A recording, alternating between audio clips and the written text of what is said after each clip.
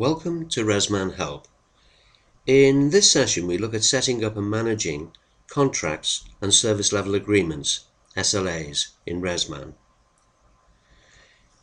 For existing RMM clients making the transition to the hosted solution, we recommend you viewing the short video on contrasting the old contracts and SLA option with the new version, as they're quite different.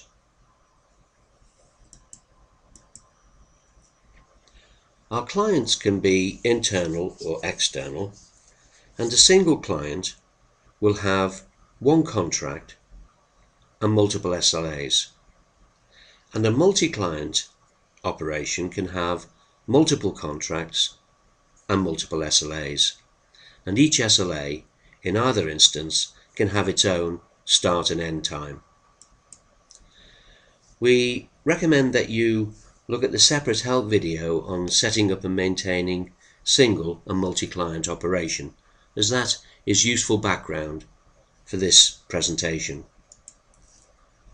To summarize at this point, if we don't have external clients and we simply have a default internal client with a single contract and multiple SLAs, and each SLA can have its own start and end time.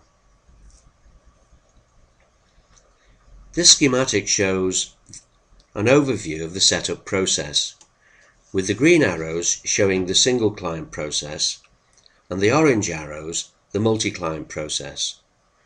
The processes are identical apart from the multi-contract ability for multi-client operation, and that's highlighted by the orange box on the left. We won't go through this flowchart as all of the processes are covered in this video. And if you'd like a copy of this flowchart, please speak to RMM support. To set up our contracts, we take administration and clients. We then select a client from the Actions Client drop-down, and when we select that, it opens this form which lets us set up our default contact, which includes their name, address, contact telephone numbers and email.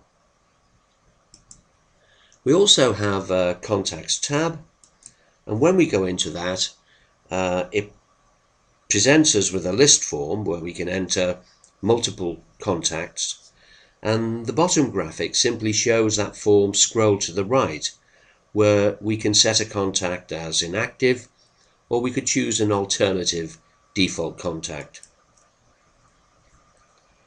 We've now gone back to the Details tab again, and this contains default contract workdays and times, and this could best be described as our contract terms, which form the basis of our service level agreements. These defaults can be changed for each new contract, and that would be typical for a multi-client operation. You'll notice in the bottom we've got a tick box there. If we provide 24/7 operation, we tick the 24-hour tick box, and that simply grays out all the start and end times and all the days. Alternatively, we could select the number of working days in the week by simply omitting the days not required. And we can enter the contract SLA start and end times, and we can use copy and paste if each day has the same time.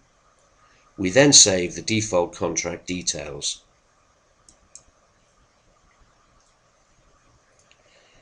We've now got a Contracts tab, and we're ready to set up our contracts.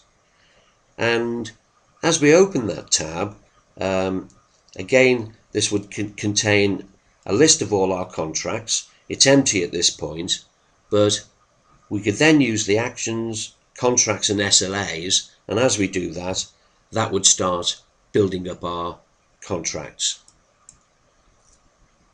Now we can see that we've got some contracts listed. We've actually got two. The first one's breakdown and minor works, and the second one, beds and mattresses. And to view a contract, we double click or we use the Actions, Contracts and SLAs. This is the contract header form, These details are where we can maintain the general terms of the contract. We enter a contract reference, and it's a good idea always to use an intuitive reference, and then we choose a contact from the drop-down list.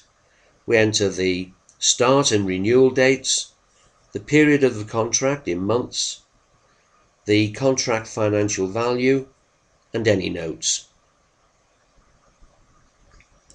In addition, we've got a Documents tab, and when we look in there, this displays all the associated documentation for a particular contract. To attach and remove documents, we use the Actions option, Attach Remove Documents, and we can actually have unlimited documents. For help on that document management process, there are separate videos available. So our contract detail form is now displaying a list of all the SLAs, and if we wanted to add a new SLA, there's that new SLA option in the Actions area. And to view or edit an SLA, we simply double click, and this pops up a tab form as is shown in this example. And this basically has 3 sections, and that includes the SLA details, which contain our intuitive SLA reference, the work type, which we can select from a drop-down list, the response to respond time in hours, the response for completion time in hours, and if our contract or SLA is based on a number of allowed incidences, we can enter a number if that's applicable, and the used option is the number of allowed instances that have already been used, and that's automatically calculated. You'll then notice that we've got a percentage target, which is the agreed value for measuring our performance. And I've jumped away from that slide now to show you where that's used, and this is an extract from the digital dashboard graph, which shows our response and completion and targets, which is a very useful facility. So I've now come back again, and we have another section which is for any useful notes, and finally our working days section, days and times, and that can be modified manually, and we can also again use copy and paste if our daily start and end times are the same. There are 2 further tabs to let us associate assets and PPMs with the SLA, and this is the first one where we can add assets to the SLA, and there are some built-in filter options to help us to find our assets. We can tick for real or generic assets, we can search by location, asset category and type, and once our data filter is complete, we can simply select individual or all assets and use the left arrow to add into the assets included area. You can remove assets in a similar way. We highlight the asset or multiple assets to remove from the assets included area, and then we use the right arrow to bring them back. We can now add our PPMs to an SLA, and the PPM tab displays a list of all our PPMs, and we simply select one or more PPMs by highlighting them, and then we use the left arrow to add into the PPM included area.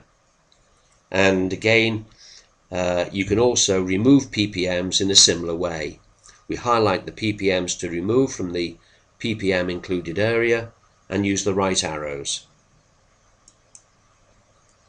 There's also a very useful option highlighted here in red.